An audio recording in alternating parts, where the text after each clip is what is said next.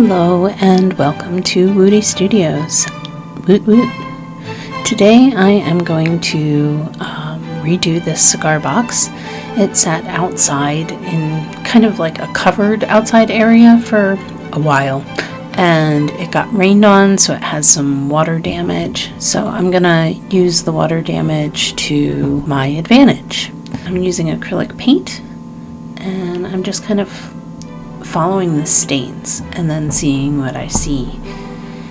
And you can see almost right away a figure starts to emerge.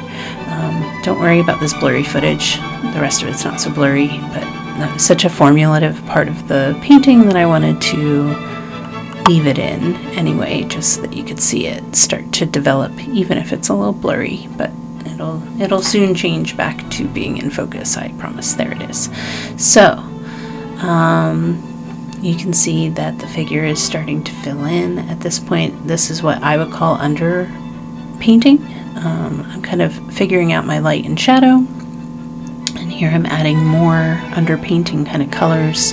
I like to work on the whole painting at once. I see a lot of videos where people are like completely finishing the eye before they've figured out where the hairline is and stuff, and I can't work that way. I need to lay everything out and know where everything's going to be. And so you can see the design is just kind of filling in. This figure shows up in my work again and again, and she just kind of tells me what she wants, so I just follow her lead. And here I am cutting felt for inside the box. There it is. And now I'm going to start working on the inside panel, like when you lift the box lid up. It's really important to put the box flat so that you don't break the hinges, especially on flimsier cigar boxes. This one actually has pretty nice hinge. And I'm using gesso here to clean that surface up so that I have something nice to paint on. My gesso is really thick, so I was watering it down. And I used a compass and a ruler to make kind of a grid. You can see I have a pile of treasures, and I am trying to figure out which treasures want to be included and how they want to fit. And I'm kind of tacking them down with hot glue. I'm not too worried about making them like completely secure because I got plans for that. And copper wire has entered the scene. My partner is an electrician, so he saves me bits of copper wire, and that is awesome. I use it a lot. And now I am kind of drawing in a pattern with it, and the painting has begun. Again, working on the whole thing at once. Like, I know there's going to be more collage elements in there later and stuff, but I'm, just establishing. Those cherries were delicious, by the way.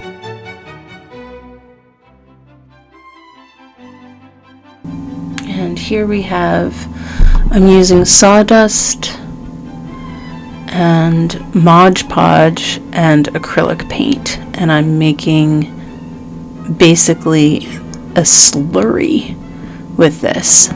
And you can see that I'm using, it's one of those things that come in like an orchid, stick that comes in the orchid to prop up the flower. And I'm using one of those because it's thin and strong and has an angled tip.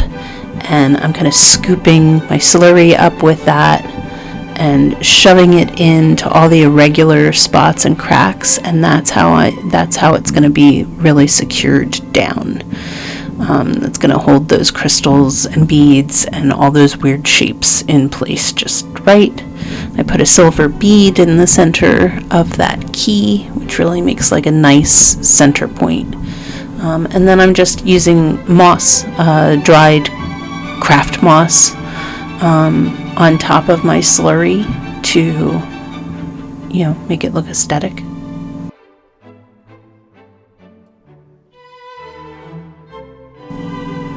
And continuing with the painting.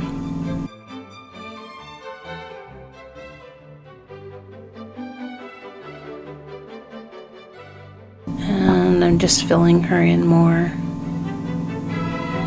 You're gonna see her face change like 4 different times before I'm done, and goes through some pretty questionable spots.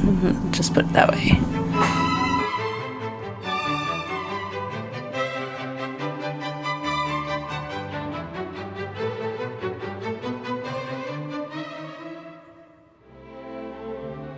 Anyway, so that is my cigar treasure box.